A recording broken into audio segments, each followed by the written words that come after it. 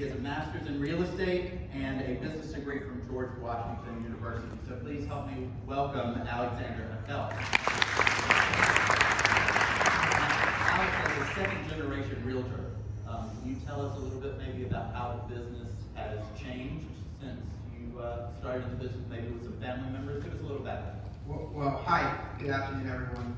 I'm a little bit jealous of how my dad used to do the business because marketing has been a little bit more challenging in today's digital age.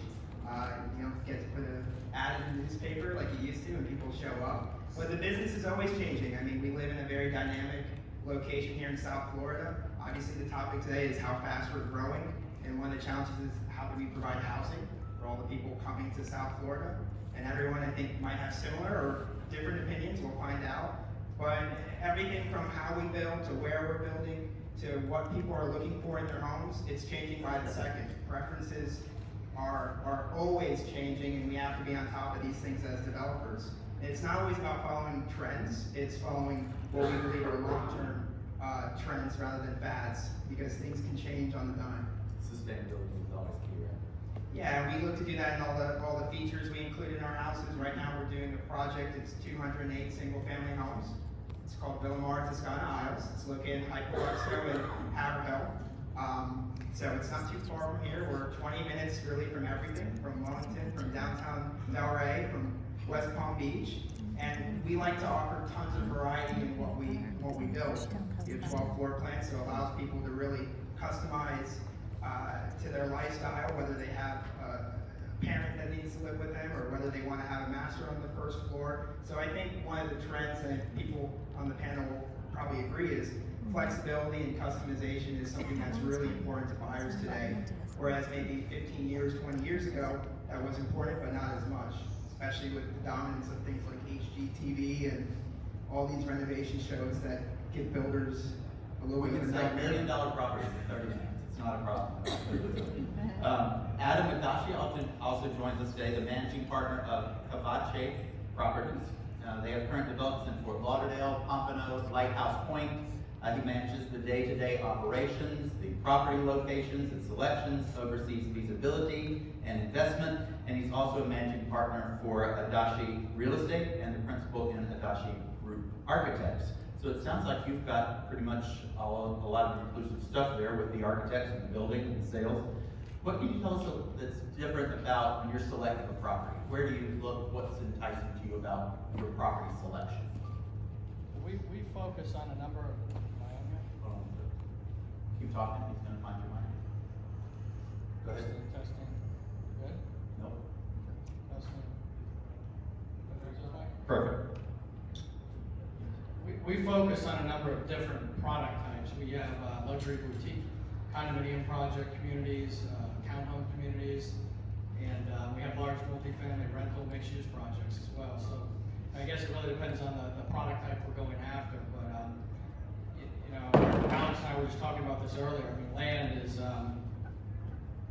extremely difficult to come by these days. I mean, everybody thinks their property's worth twice as much as it is in this market, and construction prices are about as high as they've ever been. So it's extremely challenging to find a site first and foremost. And we get sites brought to us on a weekly, sometimes on a daily basis, and we're taking a good hard look at them. And sometimes we don't really need to take that hard of a look at them. And some of the properties, we could get them for free, and we still couldn't make economic sense just because of today's construction prices. So, we look for properties that make sense. We look for properties that have sellers that are understanding the market, realistic to the market, and basically fit the product type obviously that we're building. Excellent, thank you. We also have joining us today Dilip, Barot, who is the founder of WRS Development Creative Choice Group. Entrepreneur for over 30 years, many real estate investments, managements, and development experience. He spent a significant amount of time investing in low-income and subsidized housing projects across the United States. And his ventures have been recognized and received awards and notoriety from many U.S. past presidents, as well as the Prime Minister of India. That's unusual. So what can you tell us a little bit about some of the projects? And obviously affordable housing is a big issue for us here in South Florida. So when you specialize and work with low income developments and things like that, what's special about it? What can you tell us that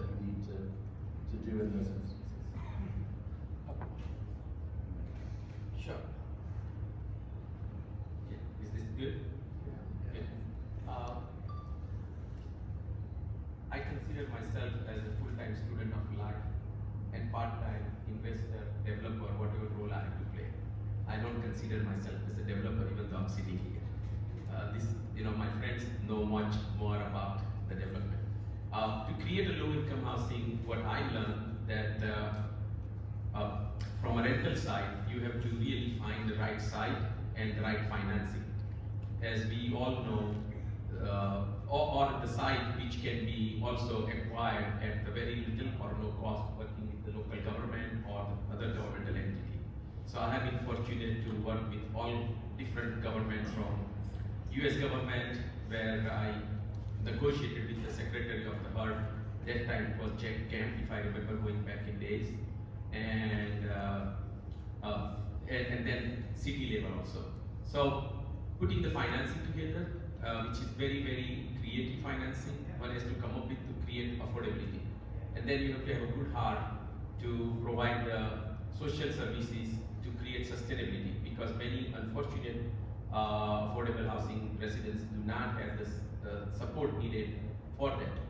But then I have also ventured into luxury side to the point where I think what I understand, one of our development is sold the unit for $1,249 a square feet. So I've been fortunate to have all that spectrum. That's great. Great. Well, thank you for being here with us today. We also have Carrie Posin with us, who is the president of Label. Thank you. Label and Company, focused on building highly specialized communities geared to personalized service and customized lifestyle. He is leading his executive team to build over 20,000 residences across South Florida, including single-family, multi-family, high-rises, and many planned communities. Can you give us some insight on what's new in the planned communities that you're working on?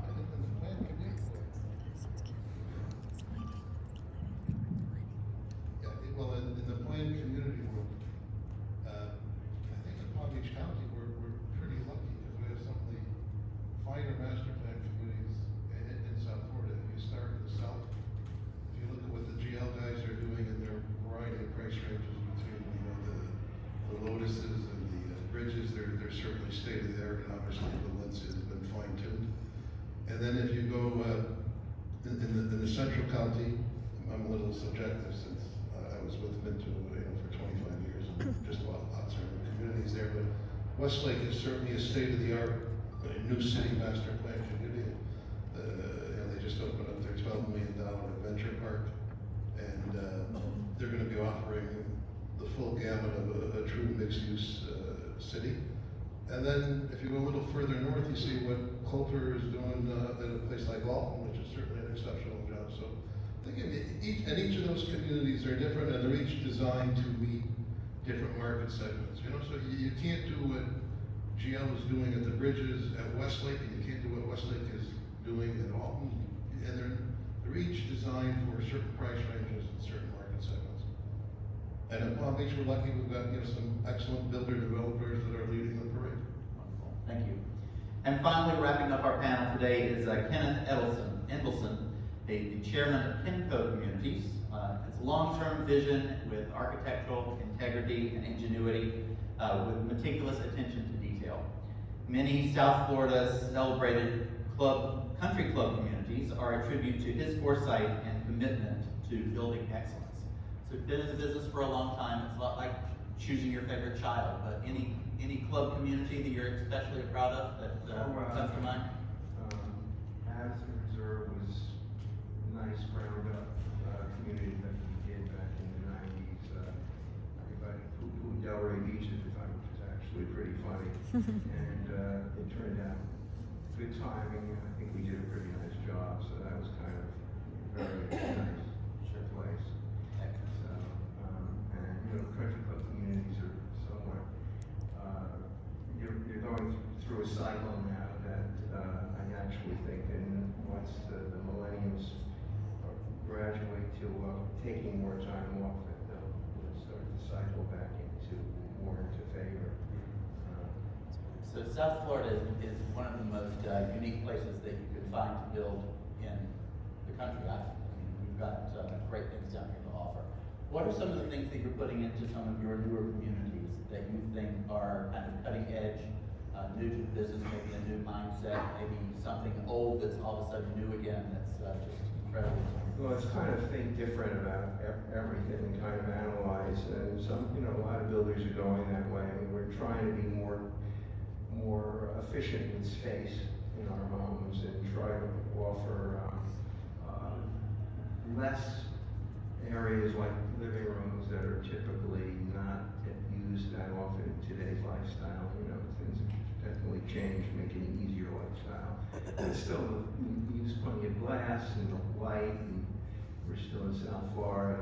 And from an exterior elevation point of view, I think, you know, for years it was that the Meisner look and the barrel tile, and it's nice to see where some transitions to other, which, you know, more contemporary, modern, and we have quality builders here. And when I go look at other areas, whether it's Arizona or Southern California, especially, that have similar kind of lighting, you know, patterns and communities, we're definitely doing a good job here. Gentlemen, anyone else, what's some of the new and exciting things you're putting in some of your communities that maybe realtors haven't seen before, or new things that you think would be great for this audience to understand? We're putting a Peloton in our fitness center. And that gets like a lot of excitement when customers come in, because it's something that it's like a $2,000 fitness equipment that requires a monthly subscription. But amenities, I think, is a really fine line that developers have to dance. It means different things to different people. Some people want zero amenities and they want cost. But overall, across the board, the trend that I see is people want lots of amenities for as low of a cost as possible. So how do we deliver that? In our community, we have a gated community. We have a virtual guard system, which is oftentimes more secure than a man guard, who just lets everyone and their brother into the community. We have a 3,600 square foot clubhouse, and this is for 208 homes.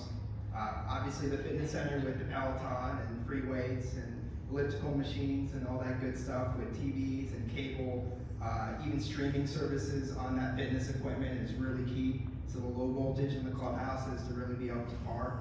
On top of that, we've got a pool, top lot, tennis court, basketball court, all for $212 a month. So that type of affordability is really important to our customers. But the amenities as well are also in the houses, right? I think Ken hit onto it, designing houses efficiently, giving people not just bonus rooms that are wasted space, giving them bedrooms and bathrooms, giving them lots of natural light. And there's no other better amenity than a location, being close, like our community is, to Palm Beach or Delray, having good restaurants. So amenities can mean very different things to different people. So for our products, we don't really focus on single-family homes, mostly condominiums, townhomes, mixed-use, residential rentals. So we focus a lot for the condominiums, for the townhomes, on the outdoor space.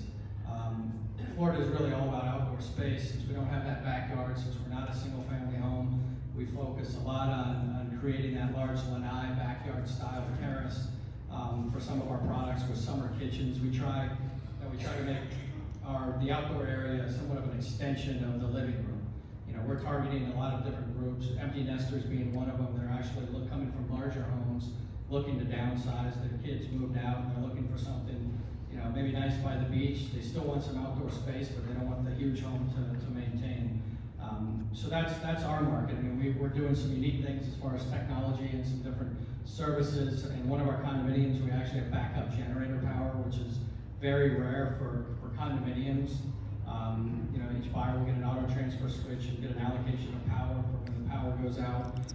That's pretty common with single family, not so common with condominiums. Car charging stations on everybody's parking spots. And then we've taken it one step further, which, as far as amenities go, especially for our boutique projects, we partnered with a local beach club down the street. So even though we have amenities on the site, we have the pool, the clubhouse, the sauna, the gym, we have the beach right there as well. If somebody wants to take the amenity to a whole nother level, everybody that buys a condominium from us gets a full family membership to the beach club down the street. So, that's an experience. It's not on site, but it's still part of the entire experience. It kind of expands the community, right? Well, I really don't have anything to add of significance, because I think between Ken and Alex and everyone else, they pretty much covered the waterfront, design changes, light changes, amenity changes. The thing I would warn is the changes are more evolutionary rather than revolutionary. You know, we're probably in the most obsolete, slow-moving industry possible. From a home building standpoint, we're somewhere, maybe, if you compare it to the iPhone, we're maybe a BlackBerry on a good day. So you're seeing disruption in some of the technology, and we all have to keep current with that, make our homes expandable and smart. The big change that's gonna come one day, I have no idea when, how, is some way they're gonna figure out how to bring the factory to the site and do some type of on-site mass production, because we're still doing it the way the Romans and the Greeks did it, many years ago. So there are several people here. We just did a trade mission from Florida Realtors to Dubai.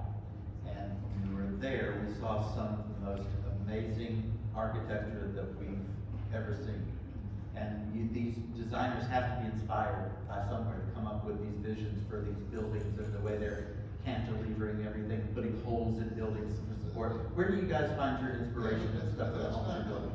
If you have unlimited budgets. No, but I mean, but I'm just saying, so when you have an unlimited budget and the sky is the limit, and you're only limited by your imagination, that's kind of what we're seeing here. But bringing that back to South Florida, where do you guys find it? Be more realistic. Miami, you would see some of the most cutting edge, really some cutting edge condominium design Right. in the country and really the world. And you got world-class architects, you got a lot of really smart, a small group of really smart developers doing work equal to anyone, forgetting what they do with unlimited budgets. That's a lot of money. My question gets to from that design and that architecture, where do you guys find your inspiration to do the buildings in the next wave of design that you're coming up with for South Florida? And I would say directly from the designers and the award-winning designers and architects themselves. I mean, I'm not an architect, but I come from a family of architects. So my wife's an architect, my father's an architect, so, I like to look to those people that set the bar at a very high level. They unfortunately don't always have an idea of cost and budget of the projects that they have. So, they'll design something very beautiful, but it's our job as a developer to kind of bring that down and try to keep as many aspects of the beauty as you can through value engineering or whatever it is we developers do to get the product working. But I think you have to set the bar high and you have to start there. One of the things we focus on is my mindset is always to provide good value. To me, good value is not just what you're paying for your house, but what you're going to ultimately sell your house for. So not to build commodities, but to build things that are somewhat unique. And we look to build in communities that are somewhat unique, or to our own communities that are somewhat unique, which we've done both of them. And currently, we're building in Arden, and it's a quite unique concept with the farm to table. It's actually quite interesting if you haven't been to see it. The farm that they did there in the barn and the education, it's very fascinating actually. Definitely old school, but what we really focus on to be different is we want people when they buy their house that 10 years later they'll come to me and say, you know what, I love living there, our lifestyle changed, or we had to move for business, and we actually did well because it was a unique product, or whatever the lots, the site plan, etc. Okay. So that's kind of what we focus on, because that's what I do to buy when I buy my own homes. Commodity is a really good word. I think all of us up here try to avoid building things that are commodities. But we also try to not break, things that, they're working. So if it's broke, don't fix it. People are coming from the Northeast. They still like Spanish, Mediterranean style houses. They go through the cold, brutal winters, and they retire down to Florida, and they want that dream house that reminds them of sunny, tropical paradise that we live in, that we always take for granted. At the same time, I think those modern influences from especially Miami are coming up north. We're seeing those in our single family elevations, and trying to bring that to a specific price point, because that is a more expensive building typology than it is what we've been historically building in South Florida, is one of the challenges. You know, we've introduced more modern garage doors, obviously flat roof tile, but what I think is really important to keep things timeless is to provide your customers with a lot of selections and offerings that are included standard. Color schemes are a really simple way to do that. Having standard elevations, like we have in our community, we have 12 floor plans, 2 elevations, and 15 standard color schemes. So when you do the permutations, you really don't have houses that look similar next to each other. They each have their own feel and look. And then through our on-site design studio, you can essentially customize everything inside your house. So you can really unleash your style and personalize your house and make it feel like your own. And that's something that I think is very important to buyers. That's what they're asking for. And they come in asking for some of the weirdest things, and oftentimes we listen. And you know, it's about being on the edge of that and being a leader in that, and I think that's how you can really give value in the long term to your customers. Great. Sure. To add that, two colleagues said, we at Amrit Ocean Resort are creating a next generation wellness lifestyle, for which we believe that the value we want to give is sustainable and long term. So we have really been fortunate to bring the world's best wellness and spa professional to create these amenities. It's about 100,000 square feet indoor, outdoor we have created, and we believe that more and more people are looking for better quality of life. It's almost like a first time we're building the new golf course community. More people are going to be looking for this wellness lifestyle communities, and someone who can really come up with a better formula will have a great success, and that's what we at Amrit are doing. And we believe the value which you mentioned, that we are giving our customer value or buyer value, where we sincerely believe that the unit which is bought today will be worth $1,480,000 more within 3 to 5 years, once our lifestyle has been delivered to the full potential or sustainable level, because we are creating a unique resort and residence. So destination spa resort, which takes little extra time to create that sustainable lifestyle, and that's the way we are delivering the best value to our customer for the next generation wellness lifestyle. And that's a great lead into the next question that I have. We've talked about kind of what you're building. We've talked about how you choose sites and those types of things. So we've got a room full of realtors here. We're all working with 3, 4, 5 buyers at any one time. What are, from the building standpoint, what type of buyers are you targeting for what you're building today? We've talked about lifestyle, like the Emirates that they're building for those people that are into that lifestyle type community. What other buyers are you targeting here with your communities that you're involved in now? I mean, for our products, they're all a little bit different. So for our luxury, coastal area products, we target mostly empty nesters. We see a number of people coming down as well from the higher tax states, New York, New Jersey. We have a lot of local empty nesters living in larger houses that want to downsize, or what we in the real estate business call right size, to the condominiums by the beach. So that's a big part of our target. We have another multifamily rental project where 100% of our target is really the millennials. So for us, it varies, really depending on the projects we're building. And maybe you could add on to there, any of you, maybe any sort of creative marketing ideas and things that you're coming to market to any of those buyers. I think for each of those buyers, I mean, we utilize technology a lot. Really. We utilize a lot of social media. We do a lot of geofencing. Of course, we mix traditional media, again with some of it for the branding aspect of things, but we really like to hone in on the demographics. So, Facebook, you used to be able to target people by income. You can't do that anymore.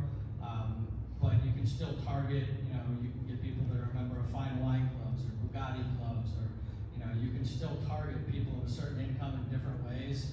It's harder than it used to be. And there's different platforms that still let you target people based on demographics. So, we do utilize technology a lot. Because we are wellness lifestyle community, we find that lots of healthcare professionals are very important. So local doctors are majority of our buyers, and they have been really telling their patients that what the value we are at Amrit Ocean Resort are providing.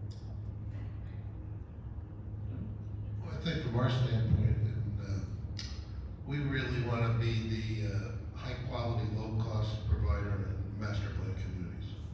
Whether we're in Broward County, they're not master plan, they're standalone communities, but they're a cut above our public competitors, or we'll be in Westlake, it will be again, the high-quality, low-cost with a lot of amenities, and it's traditionally to the first and second time home.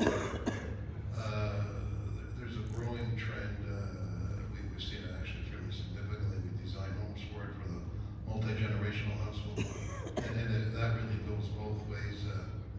Sometimes the parent is buying it to help out the family that live in there, and then in other cases, the younger, the kids will be buying it because they know the parent's getting older. And there's a lot of permutations about that, but that's something we really didn't address 10 years ago. That's become a very significant factor.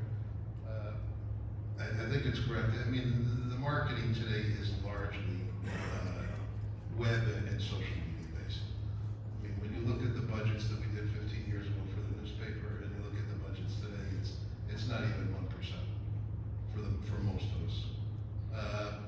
And since it's a realtor convention, we do a lot of, as a matter of fact, we're sending one to you all this week about what the e-blasts that are realtors focused. Because however you want to slice it, even in the new home market, realtors are largely 35 to 50% of the new home sales. In fact, it's increased over the years.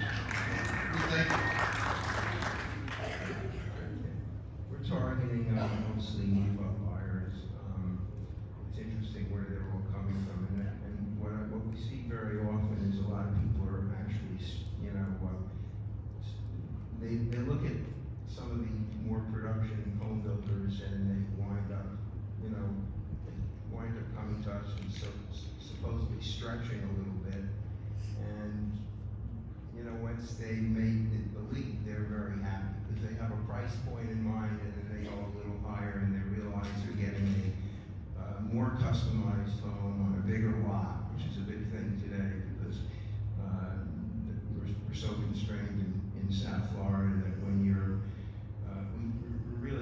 are looking for that move-up buyer who appreciates having a larger lot, which to me long term will be a better value for resale and everything else. And what I'm surprised at is how many, and this is all through brokers, how many reload people we're getting moving, which I never used to have many years ago. It was a whole different market. So we're getting a lot of reload location people who are moving to this market, and we're seeing a lot of brokers bring those people in. And then the other surprising market is how many people are moving out of the Dade market and through Broward and coming to us who are Spanish-speaking people, which is quite interesting, and from other parts of the world that are actually buying either what will be primary or primary homes from us in many cases. And then what I see is families following each other. The parent sees it, or the child sees it and wants the house, and the next thing I know, I have a family, and referrals, and it's very interesting word of mouth of how that helps. And of course, media-wise, the marketing has changed completely. The issue is, to me, is that your phone becomes almost like an annoyance after a while. And how many people appreciate getting hundreds of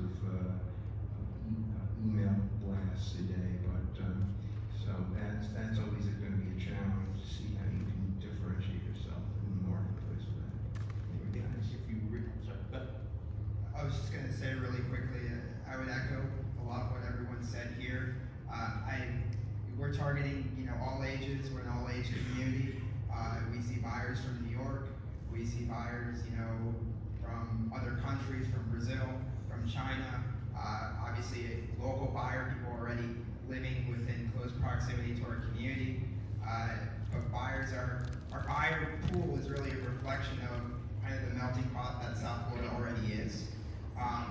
So, you know, being able to target that wide range is really challenging.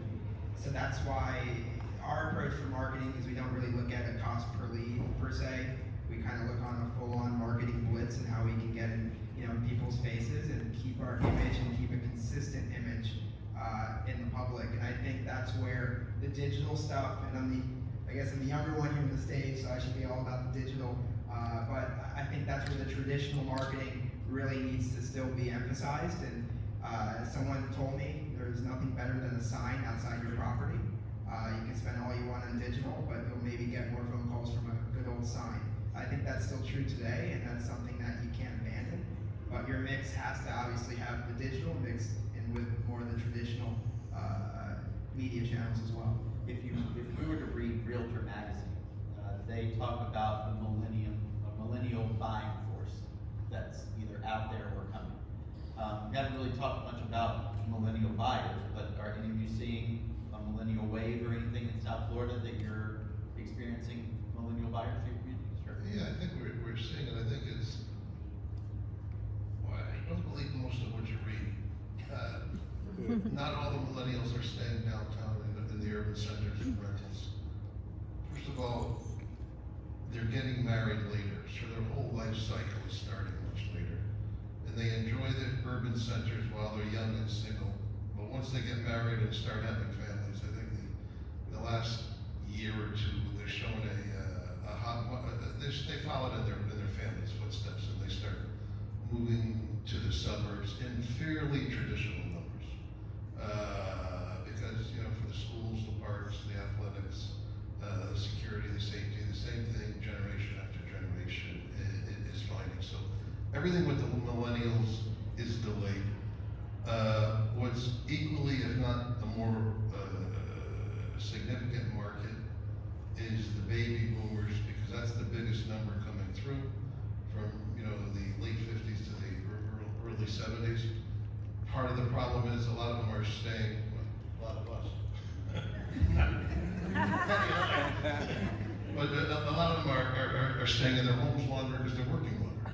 So that's affected from you probably see it faster than any of us on the MLS, because typically they would be leaving and moving quicker. They're staying in the bigger houses longer than so it's affecting the whole supply-demand cycle. But I think things from the millennial standpoint will settle into a pretty traditional pattern. It's already started, contrary to what everybody said in 2010, and it's going to gain steam as these kids start having children. Anyone else have something? As a panel millennial, Millennial? millennial. Yeah, you know, they're coming. The problem is really affordability, right? The student debt is huge. The ones who are buying need a boost from mom and dad or someone in the family. So that's definitely a challenge. But, you know, it's how do we deliver not just a house, but an experience, because I actually think millennials are no different than baby boomers. They're actually looking for the exact same type of product. They're looking for a house, they're looking for a community, they're looking for lifestyle, they're looking for amenities, they're looking for a location where they can, you know, the tagline, right, live, work, play, that gets thrown around like crazy. So all those things are equally important to a millennial buyer, they're equally important to a baby boomer buyer. So when I design communities, and we've done lots of 55 plus, we like to take the perspective of actually, if this is for 55 plus, let's design it for a millennial, because they're actually very different in different respects. Obviously, when it comes to housing and typologies, 55 plus is more of a one-story product. Obviously, when you get older, your knees and stairs don't get along. So, you know, there are differences there. In our community, we have a lot of one-story product. We have a lot of two-story product, and what's really important is the multi-generational living, because that trend, affordability, is keeping families together. It may not even be a financial reason, it could be a health reason. And having a product where you have master suites on the first floor, having lots of bedrooms. We have a 6-bedroom, 4-bathroom house with a master on the first floor. It's one of our best sellers for under $500,000. I mean, there's like no better value in central Palm Beach County for something of that, especially new construction and the benefits that you get. So, I don't know about that. No, you don't want to go down that road. Okay, we'll talk after. But really, I mean, it's millennials will be here. They're buying nationwide. I think they've been a little bit slower in South Florida because of pricing, and a lot of that's a function of lack of land for us to build more housing. So don't be surprised if developers like us get a bit more creative, redeveloping underutilized shopping centers and doing more mixed use, even townhomes and retail, and more urban cores. But yeah, they're leaving New York City. It's too expensive to spend $3,000 a month for half a bedroom. So it's definitely an opportunity for us as developers, but we're also working within the box that we have, and we have a lot of challenges we need to figure out, and that's from the design, the planning, the zoning. It's all across the board. Construction costs makes it very difficult for us to deliver the product at the right price. So you just mentioned planning and zoning. Are you running into any better situations with the cities and counties for ordinances, zoning issues, infrastructure, those types of things? Or is it the same old game? I'm going to behave myself. The answer is same old, same old. I think there's lots of really well-intentioned people who, manage our cities. I think oftentimes programs don't end up with the right outcomes, and it actually ends up resulting in a higher cost of housing. I'll commend Harry. Harry's done a great project down in Broward.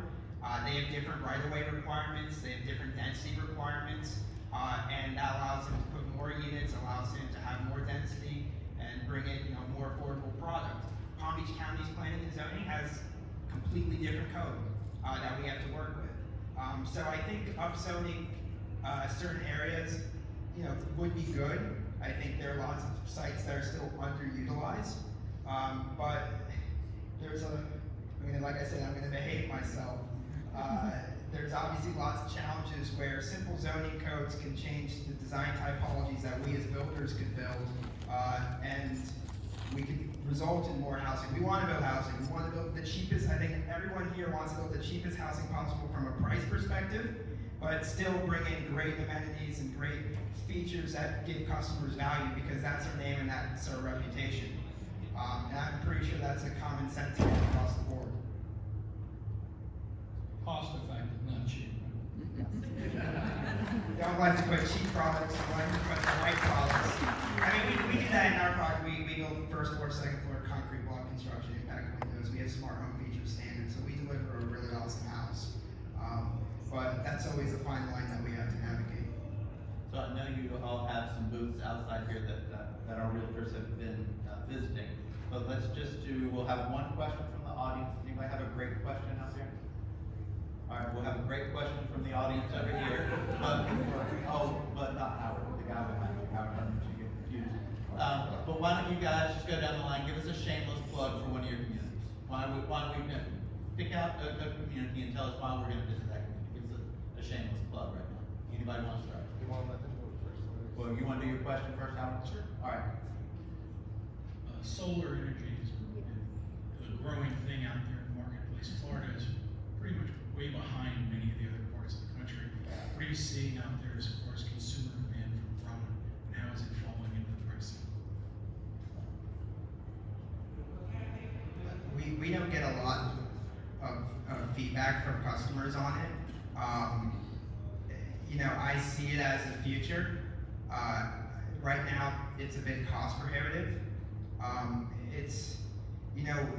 Someone very wise once told me, don't provide the customers what you think they want, provide them what they really want.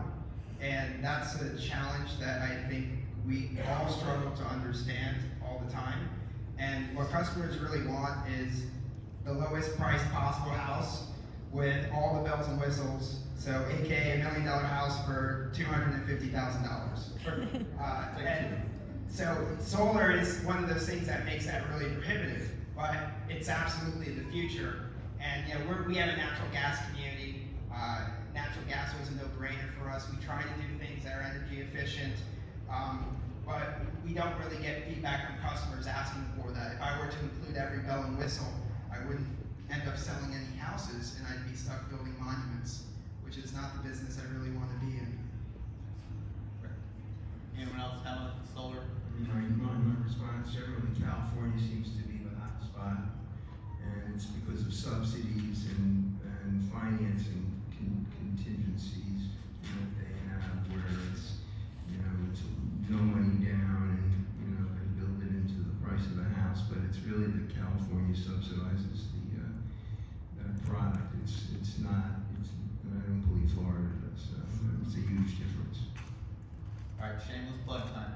Choose a community. Tell us a little something about getting these realtors to your community right now. So I'll start. I have a project out there called 3030 North Ocean Boulevard. It's a boutique luxury project in Fort Lauderdale. We believe it's one of the best values on the beach. It's, it's the community that I was given an example on that comes with a family membership to the Marriott Harbor Beach Club down the street. All of our finishes are high-end imported Italian cabinetry. We have Sub-Zero Wolf appliances, private elevators opening directly to your living room. We have beautiful ocean views. We have an on-site clubhouse, gym, Peloton, and basically spa, in one of the most beautiful beaches in Fort Lauderdale. So I would say from an architectural aspect, it is an award-winning project. We won the Structures Award last year from the South Florida Business Journal. So we're proud of the project. We believe it's one of the better values on the beach. We're averaging about $620 a square foot. So for condos with that type of finishes, it's a true value. The closest project to us averages around $1,100 a square foot. Great. So, Yeah, in the West Palm Beach area, our newest project will be Sky Cove of Westlake. It's 204 lots, obviously within the new master plan of the city of Westlake. The models are under construction. We're going to go, actually just releasing, you got the first brochures that they just literally printed yesterday. And we have a very significant interest. We'll go to what we call an early bird special sales preview probably in mid-November, and the models will be completed late January. There'll be 6 furnished models, and as I said earlier, our goal is really to be the low-cost, high-quality producer in a master plan community. There's 10 brand new designs, which we like to always incorporate things you see in a price range that are 1 or 2 points higher than ours in our designs. It's worked out well the last 30, 40 years. And we also like to incorporate a lot of features that other people do not include standards. So we like to give an overall package. Therefore, if you bring a buyer, if they don't want to spend any money, they can get a nice house with impact windows and quartz and a lot of ceramic tile and all the goods. And if they want to spend money in our design center, we're happy to work with them. So they can do it other way, but that's really what we're very excited about today. great. Thank you. Kenco Communities, we're building at Barton currently. We opened our models, which are next to the clubhouse there, which is quite something, overlooking the 100-acre lake, which we have home sites on, although they are selling now. We're almost half sold out of our current lots. We have 4, 5, and 6 bedroom homes, and we're differentiating